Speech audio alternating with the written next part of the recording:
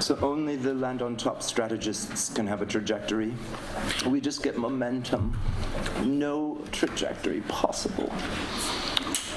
That seems so disempowering. What do you think of that distinction between momentum and trajectory? Because it seems, in my mind, you don't need endpoint to have a trajectory. Well, the first thing I would suggest is it depends on where you are as to whether you can see the endpoint or not. So what might be momentum for one person could be a trajectory for someone with a different viewpoint or vantage point. So that's at the risk of sort of dropping into kind of perceptive relativism. Mm-hmm. Two things can be true, and you have. I think we as actors have to acknowledge that we exist within. A complex set of relationships. I mean, I certainly didn't mean to imply that, I said that the financial actors that I deal with, they respond to really specific, incentives. And if you're a fund manager, it's your quarterly returns. If you're on the credit committee of a bank, it might be a little bit longer, but it's still a very limited time scale, which means that.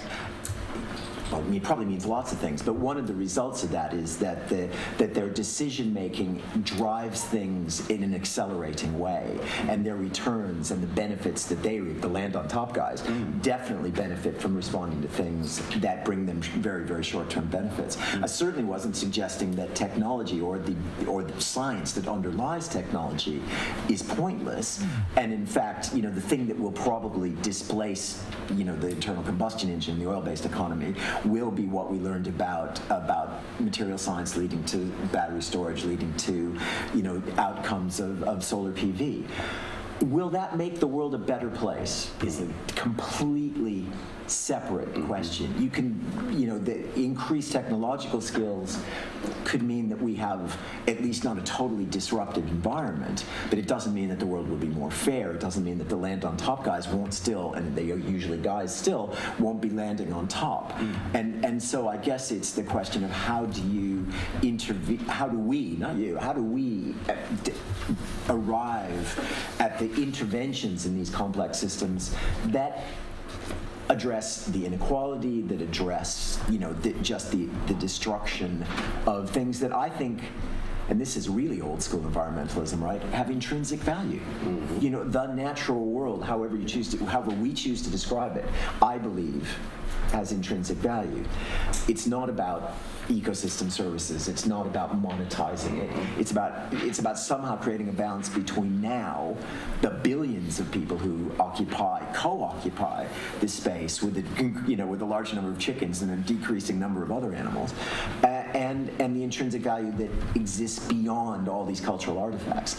And I mean, everything that's happened up until the Great Acceleration, more or less, was happening. It was the interaction of natural. I use the word natural really in a limited sense, of systems that didn't have huge amounts of human intervention. Small, as Jan said, but not totally disruptive. What the Anthropocene has done, or is doing, is creating a situation where the individual decisions we make aggregate very quickly into outcomes over which we have, even the land on top guys, have little or no control.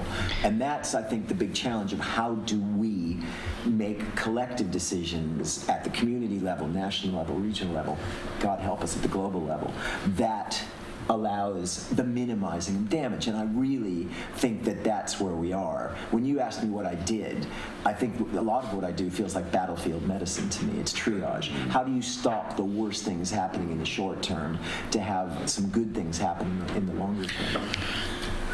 I'm interested in this idea of landing, somehow, because a good friend of ours would say that that's the problem. In the entire discussion, where do you land, the earth beneath you has changed so quickly that you don't recognize it. So also, how do we become more sensitive to that? In Europe, and I guess big parts of the United States of America, definitely in the large civilization of the big rivers in Asia, there is a clear relationship between the governance and the hydrographic basin. And it seems to me that what you're describing in your work, in this amazing, murky evidence of plastics and mud, you're somehow implying that your work will be taken on by those structures of governance that are there in the current period, because you said in the next 10 years it has to happen. My question is then, to what point do you imagine that, I'm not advocating for megalomania here, but to what point do you imagine that what is really at stake in your work is a revision of the political basis of our ground? Because what you're describing is sedimentology with plastics, and it modifies completely the very formation of what we still consider being the basis of our coexistence, the ground, the land. To what point are you imagining this? And who do you speak to in your scientific world? Do you speak to political scientists? Do you speak to artists? Do you speak to musicians? So I've been sort of in this area actually collecting my own data for probably just under a year. So far, Leicester City Council. But once we've got some traction with that and we've got a preliminary project, then we can move forwards with it. When you say what do I envision, very similar kinds of things to what some of the large organisations are, getting people who are having the impact to accept responsibility for that impact. And part of that is to understand and quantify that impact into numbers, because it's numbers that they tend to tack onto. However, every adjustment has an alternative problem that can sometimes be more diverse. So, for example, what you were saying about oil turning into batteries and different energy sources, that material that will create the battery still has to be mined. And that will be done in the cheapest possible way, which will be done, sadly, very sadly, in places of the likes of Africa, with child labour, in unsafe environments. And it's just, in these environments, these situations are not known by the people who have the capacity to make that change, but somehow the responsibility needs to be accepted by those people. And changed.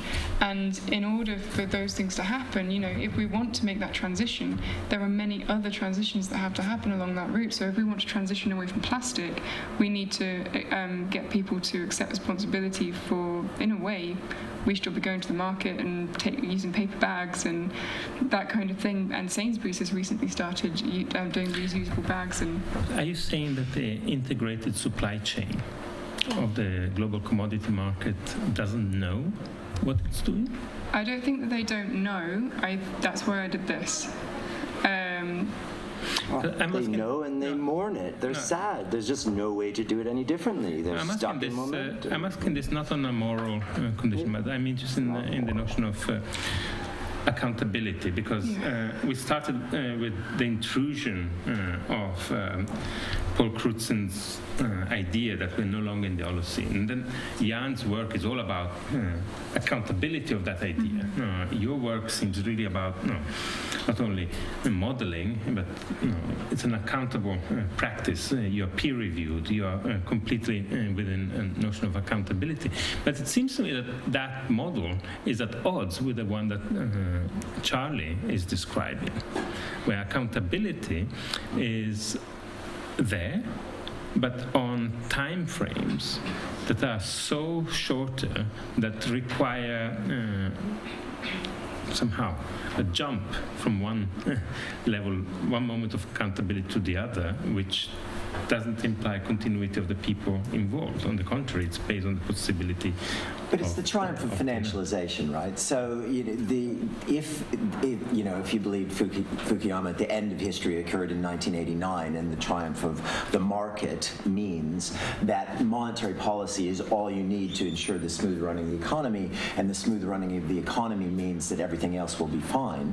That is, as an orthography goes, it's pretty limited, but it's become such a dominant worldview, I was going to use the terrible word paradigm, that it means that almost no, and I am not particularly an anti-capitalist, I'm not even particularly ideological, it's just an observation of what dominates the decision-making systems we make. And the metrics have been reduced to keeping inflation below 2%. That's when the Bank of England was given its independence in 1997 by the government then. That was the only thing the Bank of England had to do, and it was based on a belief, which is kind of like morals or kind of like religion, that if you could just achieve an adequate monetary policy, it would deliver every other outcome for every population in every place that has ever lived.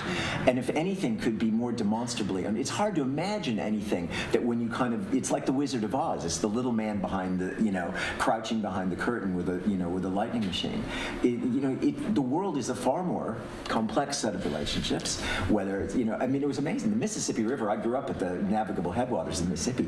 It's been a place where it's been a channel for commerce for a long, long time. It just hasn't always been a canal. So, two things can be true. Natural systems, or at least minimally modified systems, can continue to provide all kinds of services and function. But and I do say we because we've made a lot of democratic decisions to narrow our frame of reference to just the most incredibly binary, it's good because it's the market or it's bad because it's not. And I think that the real challenge is, and that's not even with the Great Acceleration. That's really accelerated massively since 1989. So that's where I remain marginally optimistic. If we could fuck it up that fast, we could probably unfuck it that fast. Yeah. Today is the 4th of November. Yeah. And just a nod to the fact that on the 4th of November 1989 something architectural happened. And I wanted to really open up the discussion to the room here. So if you have questions or remarks, obviously you're not only invited to take the microphone, but please come to the table and don't be shy. Drink the booze. There's a lot of nice water and orange juice, among other things. And just join us, please. Any first questions?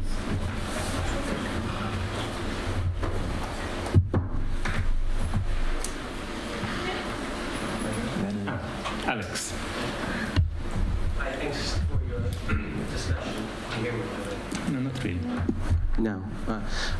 Just also, I suppose, on the question of scale, I'd be interested to hear what you all think about whether there's a difference between climate change and the Anthropocene.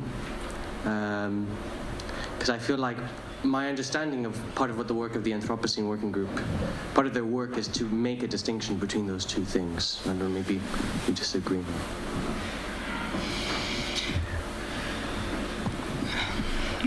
Well, climate change is something that we can see geologically. Climate change has always happened. Climate change happened in the time of the dinosaurs. Up to the extinction of the dinosaurs, the climate got progressively warmer because of volcanic activity, and so that's climate change. And it's kind of cause and effect. The effect of a huge number of causes can lead to climate change, volcanic activity being one of them. The introduction of a new form of life that draws down different minerals from the atmosphere, therefore leading to climate cooling, that can be a cause, but the effect is climate change. And in the case of the Anthropocene, I think that we would define that as different by it is something that is distinctively humans causing climate change. But not just climate change, a broader spectrum of things such as an increase in minerals, as Jan presented in his presentation. So I think that there are definitely similarities between the two, and the two terms can be interused on a modern scale, but if we're going to define them geologically, one has always occurred and one is occurring now. I think also that Jan mentioned the fact that climate change in the Anthropocene is not really a remarkable thing. It's incipient, but it's not yet in the record. It's happening, it has not yet happened. And this is a major element of the distinction, I think. But I wanted to return to the issue of scale before going to Hilary. Can I clear my name? Because hovering in the air is the idea that I'm saying, oh, this is always happening, and I'm not at all saying that. I'm trying to reframe it and say, how do we get the power to leave behind the idea that some of us are bad and don't take responsibility, but that we have these power, these glands that can squirt out our ability to transform. When the mortgage crisis happened, we had radically changed the structure of the body politic of the United States. We built all these crappy houses. How can we unleash these powers to actually conquer that and solve these problems? I'm not at all mitigating or saying that this is somehow, okay, just to be clear, because for a minute I thought it was like No, James. I think that is being very clear. Hilary. I felt in the doghouse, and I think a scientific materialist to the hilt. So go on, sorry, I'm done. Hilary, I think that what you're describing is common to many, the aspiration of a good set of elements for life. And the question maybe that we are trying to articulate out of your work is how can each one of us, I see it from your work, but I see it from Catherine, from Jan, and it's about this transcending or crossing the boundary of the Anthropocene. It seems to me that there's an element of the cognitive. You mentioned we need Aurelian or Augustine. Justinian. No, it's interesting. Justinian survived a major epidemics in his attempt to crystallize knowledge, to make it scalar. It's a cleanup. What I'm interested in, Hilary, is for you the distinction between the Anthropocene and climate change an important one, or do you think you rather coalesce them? Of course, she just laid it out. Climate change is something that's been happening forever. It's always changing, and then there are these punctuating moments where some new living phenomenon can radically adjust it. The cyanobacteria that oxygenate, the oxygen flood that, radically, it murdered all the creatures that relied on a low oxygen environment, died in the oxygen flood. Am I not right? This was a horrible event. And I'm not trying to say we're some act of God. I'm literally just trying to reframe us as a living phenomenon. That when something like, where we can radically, when we can change material reality so quickly, and sometimes it's slightly controlled, where we slightly designate the radical wreaking of material change, and other times it's simply an unintended consequence. And so the missing ingredients is the power of designation, and to me, there's just a few missing things that would allow us to get traction on it, where we could leave behind the idea that we're actually not aware or morally, that we're not good enough to do this. I think it's so not true. I think where everyone is worried, there just isn't the thing where that guy can say, I'm going to take Granny's pension out of this oil. That's a dead end. Disinvestment, I need to be able to put it in something.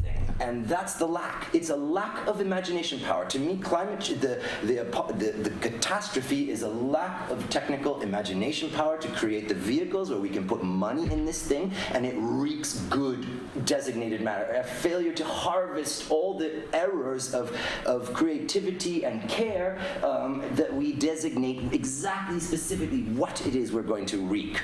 And that's the lacks to me. I go away. I better leave because I'm so agitated. We have a question. Hi, thank you for fantastic thoughts, very thought-provoking. Just kind of maybe responding to some of the ideas from what people have said today, it feels almost as if we're in a kind of unprecedented time, and I think that's maybe a useful differentiation between perhaps climate change and the Anthropocene, in that we are almost living on a new planet, and our historically iterative way of learning and building knowledge is no longer really applicable, and building on that, I mean, we spoke a bit about how kind of market processes are no longer viable. I was just wondering whether people had any thoughts on the role, whether there is any role in the kind of financialization of the environment, the natural world, and on the topic of kind of agency on this whole issue of the Anthropocene and the way in which we're changing the world, given all of the kind of positive feedback loops that can exist, and the fact that we cannot know whether we are past a tipping point of the numerous different kind of factors, such as the lack of kind of reflection of solar energy from the ice caps, from the kind of reducing solubility of the oceans from their warming, the release of kind of methane from the permafrost, all of these different factors. I was just wondering how how we deal with the fact that that uncertainty of whether we are past a tipping point, and whether all we can do is just try and do what we can, or whether almost we just have to almost, in a kind of deep adaptation way, just deal with the fact that we are maybe beyond that, and just have to kind of manage where we are, and kind of go through a collective mourning process and kind of prepare what we can. Sorry to be a bit of a downer, but you know. And I thought I was depressing. So I'll have a go at having a go. So I think Tim Lenton will talk about this. I don't think there is. I think the science would say, or scientific literature would say, there is no single tipping point. There are tipping points in different, depending on the strata you're looking at, or the territory, longitude, latitudinally, altitude. There are lots of different ways where tipping points will occur at different times. And I guess the challenge for us as human actors who want to intervene in anthropogenic climate change is to find the ones that matter the most and try to intervene in those in a meaningful way at scale. So I think that is a reason, if not to be cheerful, to be engaged. Okay, so I think it's just another way of looking at it. It's, all the tipping points will add up to a tipping point, but I think the reality is that there are many, and so it's, sometimes granularity helps prioritize how we respond to things as individuals, or as, at a kind of cultural level. Jesus, love not loss, I guess, is the way I look at it. And I personally, and I can only speak personally, grief for me is a very poor motivator. When I have been grieving, I tend to find myself disempowered. Mm-hmm. It's akin to depression for me, and not clinical depression, but I guess low mood. And in the sense that if this is going to require a collective sense of higher mood, choosing to embrace grief in that regard, it might be necessary, but it won't necessarily be productive. So just, again, personal decisions that we have to make collectively about how we engage the challenges that we face. But it's iterative, right? These things, although the pace is rapid, the sense of decisions is cumulative, and I guess that's where I choose to engage with it. I think. So, yeah, we'd like to hear what Catherine says. So I think that there's actually a term for it. It's called anticipatory grief, and it's being used a lot in terms of climatic change. And there's even a special word for it that I can't remember right now. But there's people are discussing it in quite some depth. In terms of the uncertainty that you describe about where we're going with climate change, there are things that we can pick up on that we have seen before. So one of these being the light carbon spike.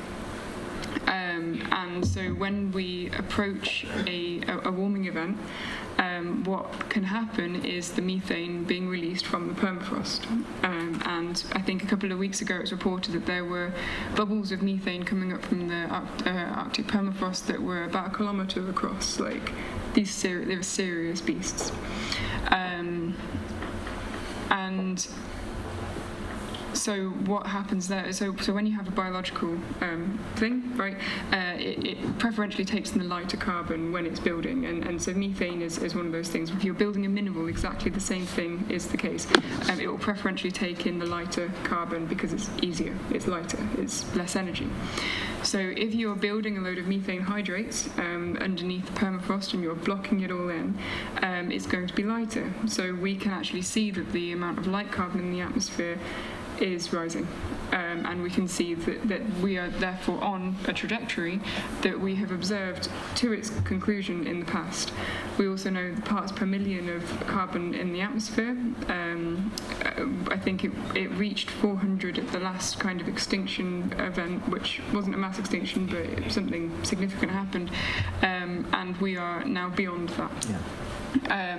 So there are things that we are aware that we are currently in a lag time, because the temperature of the planet, if it was in relation to the amount of carbon ppm, okay, beyond 400, then we would not have ice at our poles in quite the same way that we do now.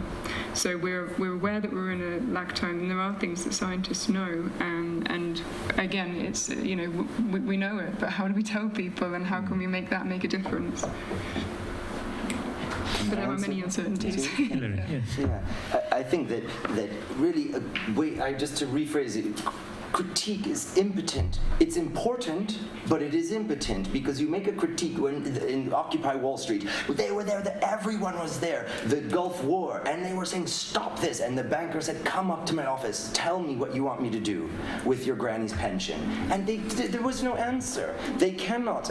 Thus, it is impotent. The minute you can say, I want this, you have power. And I think this is a real, think about how change, evolution happens. It's the editing, look, it happens one way. There's eugenic editing, okay? We kill the youth of this area, okay? A meteorite wipes this out. But the real error is these little proposals, these propositions, these errors, these changes in the script.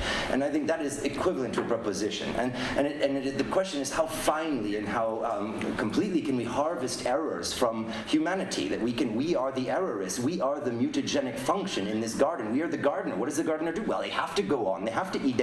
They cut the thing. It's wrong. They did it below the leaf bud instead of on top. But okay, that's what we are. That's our free. That's what we are. We must be doing these things. And proposition and that. So another thing is that we as humans take templates for our operation. If everyone is starving and there's no food around, we adopt the template of being cannibals and eat each other. Some of us would reject that to the end. But it's important that we appraise the conditions realistically and say, we are so fucking powerful and able, and it is actually empower yourself as an architect, as a thinker. You are the errorist who has to cast a proposition about what could be, what should be, what might be, and it's truly the lack. Think as a scientific materialist, it's the lack of these inventions, and it's not necessarily, we don't have a carbon spooler to stick in the back of every car to make graphene ballistic electrical cable and blah blah. But these are exactly. It's the lack of that, and it's the money. We need a trellis of traction. The trellis has two components: a physical structure, like the city. That's a tower block is a trellis, and all those lifetimes grow up that trellis. But it's also the harvest of the error. We need a much finer harvest of error. So we're not plopping a huge dam there, but we're accumulating all the errors together and designations. So these two things, that the money to matter chemistry, so that all the money, the huge amounts of money that are sitting in Facebooks and ETFs and all these fragile, wasteful formations could easily flow into a better one, but it simply does not exist yet. So there's a lot of invention in these zones where you have to grip as a creator, as an errorist. You have to grip on the technical realities and the sacred cows and go there and invent there and bring your errorism into these places with a love of humanity and a and the template that actually we're all good and we don't want the apocalypse and we're all cannibals. You know, we just don't. None of it. Putin doesn't want it either. Neither does the Mohammed bin Salman trust that. And then just that is the production of proposal, and that is the only potency here. Just like as if a community of cells was dying of a few arrows of one, it's like up and out. Fine, the ladder, they're out, they've made it. Without that invention, it's the creation of these formal structures, the accumulation of realism in these physical structures is the ladder out of this threshold conditions to a new scale of traction and clarity about power and all these things. And formality, it's so informal, it's such a mess. We need formality, we need form, because all the good things get washed away in the catastrophe, and we're left with this hardened shit situation where, what was it, how would we do it? Well, a lot of informal conversations and mores and careful things that we did not formalize, and we need to build those into the actual structures of economics. And we have to think about vernacular not as in, oh, this is how, we need to make public these things with our forms so that Granny can understand money, and we make like Boulay and all these, whether, I mean, wait, I'm not, anyway, I'm sorry, I'm so agitated, I'm just like, I spend a lot of time alone, and now I'm like talking so badly, but anyway, you get me, yeah, okay, sorry. It's a good point, though. Thank you. All of it, everyone. It's my neck suddenly the whole time. That's what I'm saying. Thank you. I completely hear you. Thanks. It's a struggle, like all the time, of being able to, like, we have so many skilled people with knowledge and testing, and you know, you can have a brilliant discussion about it, but it's like, how do we actually construct something that doesn't exist, with which we can use an experienced team of professionals to bring it to reality? And I feel what you say, and yeah, and I think that why can't we work together to bring this? And I mean, it's something that I wish I could, as an artist, that I had an answer right now. Like, I hear that frustration, and I think that, yeah. I'm not frustrated. I have all the answers. I'm just encouraging. Do you have... I'm not frustrated. Okay, you have all the answers. No, he just wants me to be civilized, and I'm a total savage. So, but that's why I'm frustrated right now. It's amazing. Hilary, Two things can be true. I You could can be have a not savage invited you, scientific but they did. materialist. See, there's two things that are No, true. but I see it at the same time, like within the table, right? There are so many different characters and different specialized skills, and I think that is the brilliance of the discussion, personally. I'm really fascinated by this idea for a call for a collective new enthusiasm that you're bringing in. And in this room, which many would say it's the most important room in architecture, if you because of everybody who's come here and pushed the idea of a new collective enthusiasm. We are now discussing a sort of reset, sort of necessity to actually maybe reevaluate all of that enthusiasm, because it has led to the 30 trillion tons of stuff of the technosphere. So the discussion is not one of where the enthusiasm needs to lead to a new expansion of new stuff being made, but a reevaluation of maybe the beauty of what we are doing. Look at this room. It has a false ceiling. It pretends to be decorated, but it's not really. There's a metal beam across there. This door is put in the immediate aftermath of the Second World War. We have a piece of plastic draped there. Now, there's a particular notion of the material structures of architecture, which I think is important in such a discussion. And rather than thinking the scalar condition as the next scale would be even bigger or even more of a planetary governance, what I think is an interesting condition here that you're highlighting, Hilary, is one of consciousness. Of consciousness or unconsciousness? Consciousness. Right. But I'm interested in that condition of the technosphere because it seems to me that what is driving it, on the contrary, is really the unconscious. It's really the condition of what we call the infrastructural unconscious, where instead of reaching out to friends, we build a road. Instead of, and we are then entwined in all the protocols of having to build and maintain a road. But the enthusiasm was to reach out and be friends.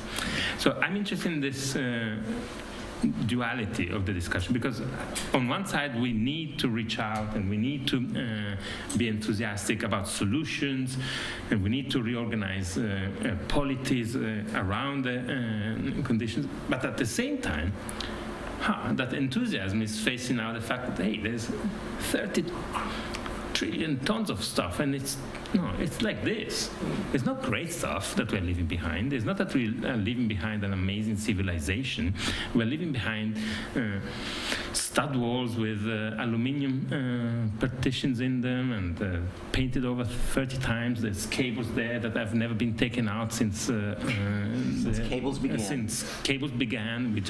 So this is the accumulation of stuff that we're dealing with. And so it's not an enthusiasm of getting together, making something new, as if we would be discovering a new land, but the land that we have is so different. And the formation today was really, I think, an important one, because it has to do with the reevaluation of models, but you're not just junking the entire sedimentary process, you're keeping on to some elements, you are reevaluating the entire idea of activism. It's not you chucking it out altogether. It's a readjustment, a recalibration. And I'm really interested in the multiple recalibration and to see whether the enthusiasm that you're advocating for, Hilary, and I really love them. Errorism, not enthusiasm. Well, the errorism, and the one error leads to... I'm interested in how that is a re-evaluation. And I think that the initial call that started the series was one of re-evaluating the impetus of an institution like this one to push for modern architecture at the moment of environmental crisis. The fact that the students really started this initiative, we have to rethink what we're doing. It's not a notion of impotence. On the contrary, there's enormous intelligence, enormous creativity. And the question for us, and in this I'm saying really for territorial agents and within the Architectural Association, is how do we start asking questions that can bridge, that can bring a young sedimentologist discussing with a sculptor turned errorist, with an activist, with a member of the most obscure bureaucratic institution that you can imagine, the Anthropocene working group, with young minds that are open to. This is really the work that we want to do here. And I wanted to say one last element before I really would like you to join all of us here. And that is that we would like to dedicate the evening to the memory of a very enthusiastic person that has tragically died recently, our student RFSNA. And I wanted to say this because many of us have been working with RFA and we're still very much attached to this. So come over at the table and join us in celebrating her enthusiasm as well as the enthusiasm of the people around this wonderful white table. And also, join me now in thanking the amazing panelists of this evening, Catherine Russo, Charlie Kronick, Hilary Koob-Sassen, and of course Jens Alasevich that had to leave us early.